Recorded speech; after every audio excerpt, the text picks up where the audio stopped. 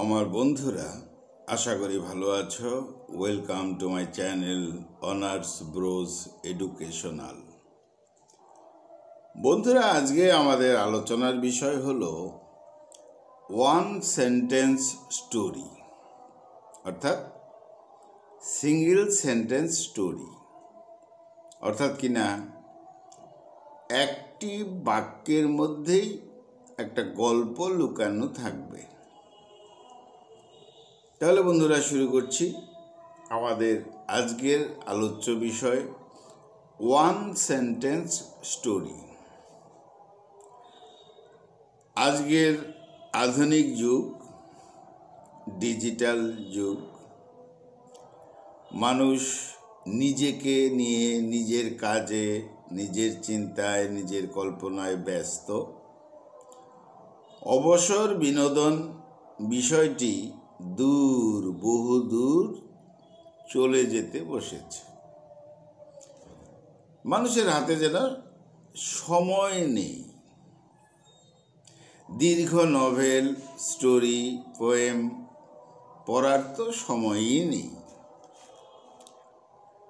আমরা মাইক্রো এজে ঢুকে পড়েছি। বই পড়া ছেড়ে ইউটিউবের জগতে ঢুকে পড়েছি। আমরা সবাই এখন যেন ইউটিউব থেকে সব জানতে বুঝতে প্রয়াস করি, কিন্তু বাস্তবিকভাবে তা অসম্ভব।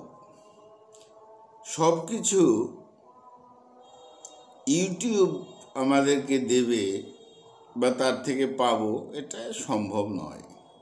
উদাহরণ দিয়ে বলা যেতে পারে, সত্যজিৎ রায়ের সিনেমা পথের পাঁচালী।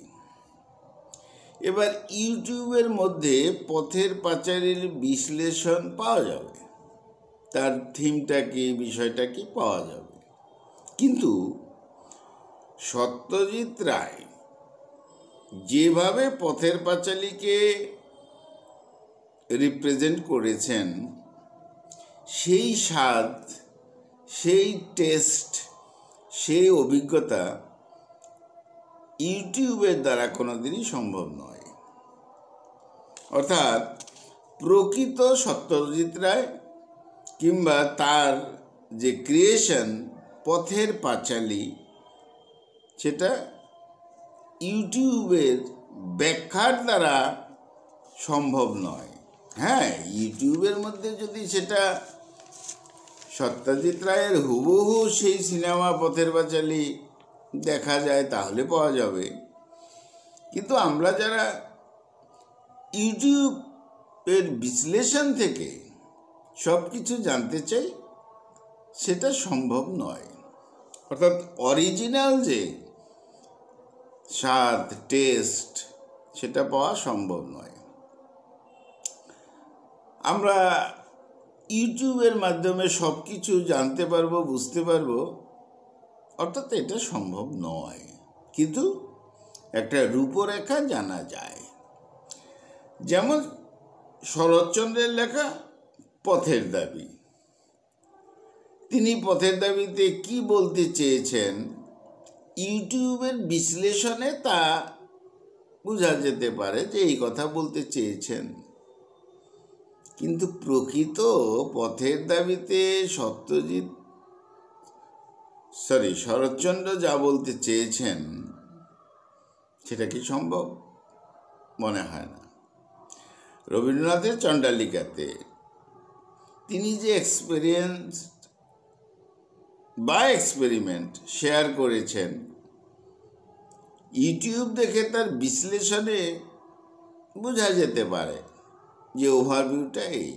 কিন্তু রবীন্দ্রনাথের লেখা চণ্ডালিকার যে টেস্ট, সাহিত্যের যে টেস্ট, সেটা ইউটিউবের বিশ্লেষণে হুবহু পাওয়া সম্ভব নয়।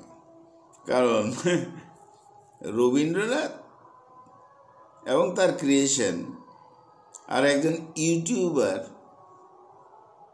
এক হতে পারে না।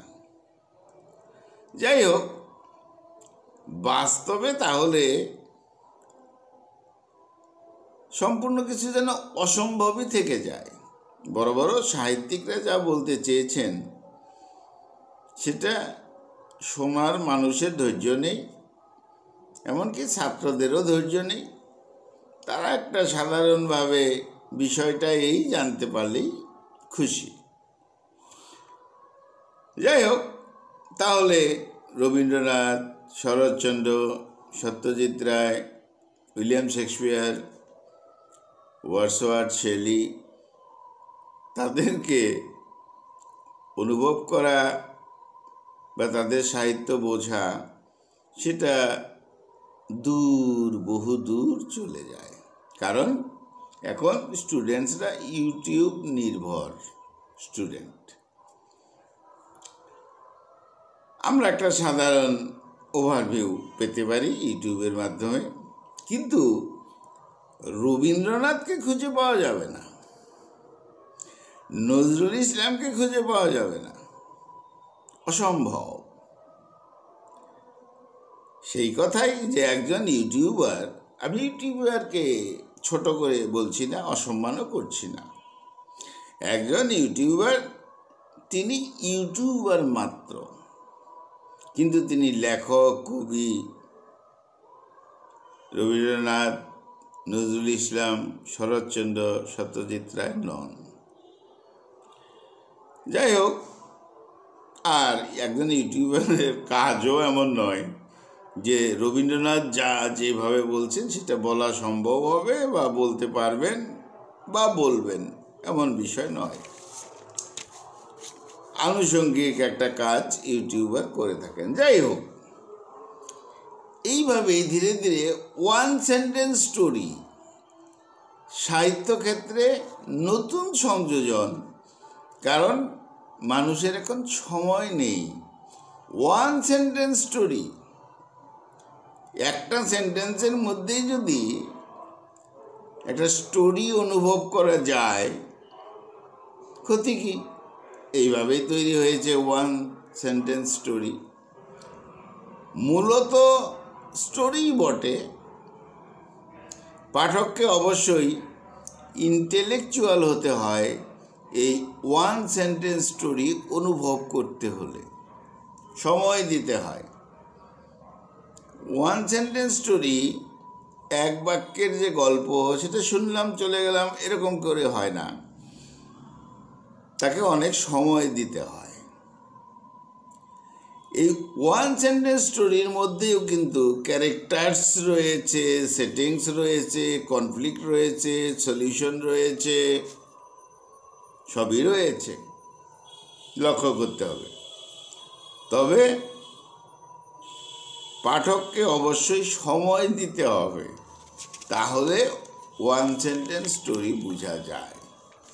আজকের যুগে এটা সাহিত্যের একটা অঙ্গ।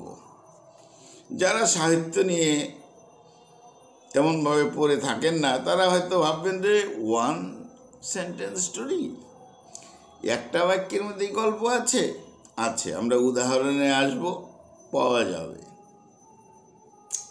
তাহলে একটি ওয়ান সেন্টেন্স স্টোরি বাংলায় বন্ধু তোমাদের জন্য রাখছি।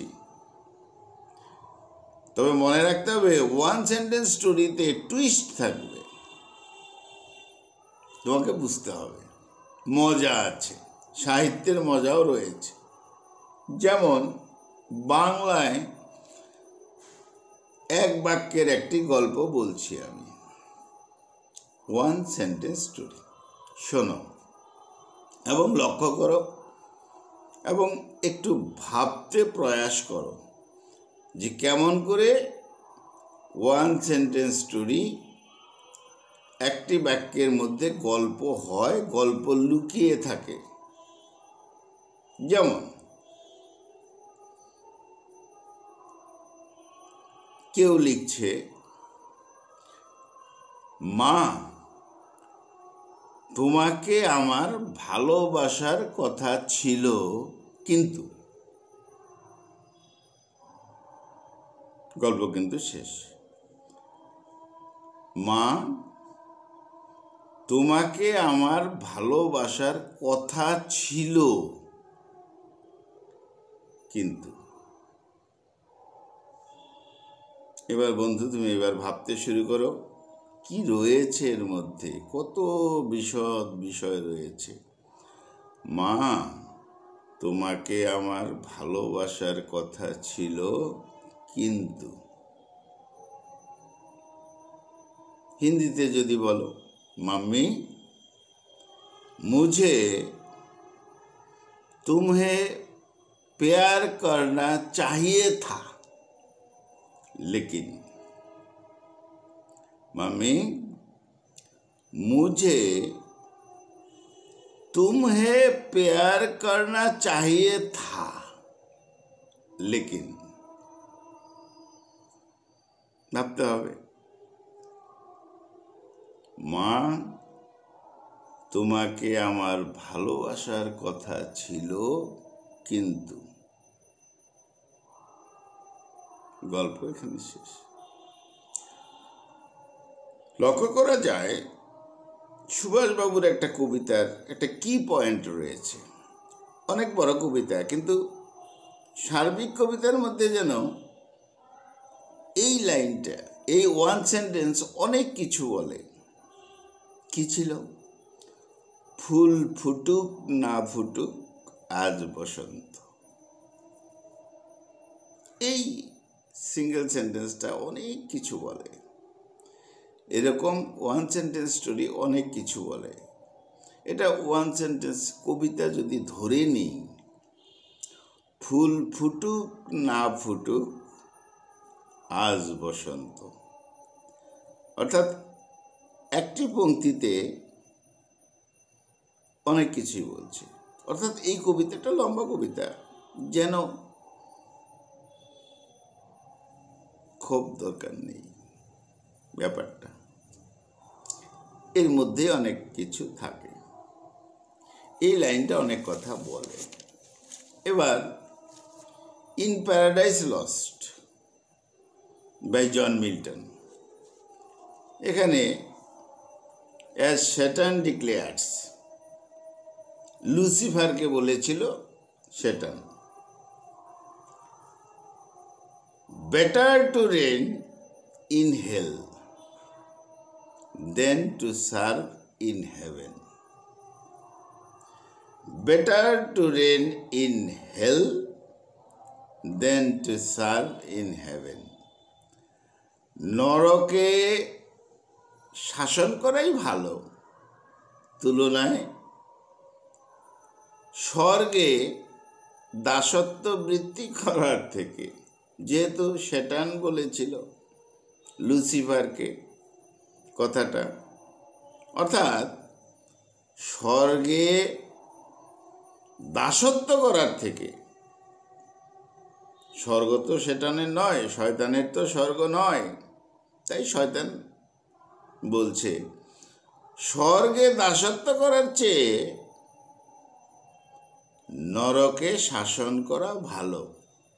আমি স্যাটার্ন, আমার পক্ষে স্বর্গে আমি দাসত্ব করব কেন, স্লেভারি করব কেন? নরকে যদি আমি শাসন করি, রুল করি, সেটাই ভালো। এই লাইনটা প্যারাডাইস লস্টের, এই লাইনটা যেন অনেক অনেক কথা বলে। ঠিক ওয়ান সেন্টেন্স স্টোরি এরকম, ক্যারেক্টার থাকবে, সেটিং থাকবে, কনফ্লিক্ট থাকবে, কনক্লুশন থাকবে। Better to reign in hell than to serve in heaven. এই লাইন অনেক কিছু বলে দেয়, অনেক গল্প কথা বলে দেয়। যেমন সুভাষবাবুর কবিতায় ফুল ফুটুক না ফুটুক আজ বসন্ত, অনেক কথা বলে দেয়। ঠিক তেমনই যেন मम्मी मुझे तुम्हें प्यार करना चाहिए था, लेकिन। মা, তোমাকে আমার ভালোবাসার কথা ছিল, কিন্তু। তাহলে উদাহরণস্বরূপ আমরা নিতে পারি একটি বাক্যের গল্প, ওয়ান সেন্টেন্স স্টোরি। মা, তোমাকে আমার ভালোবাসার কথা ছিল, কিন্তু।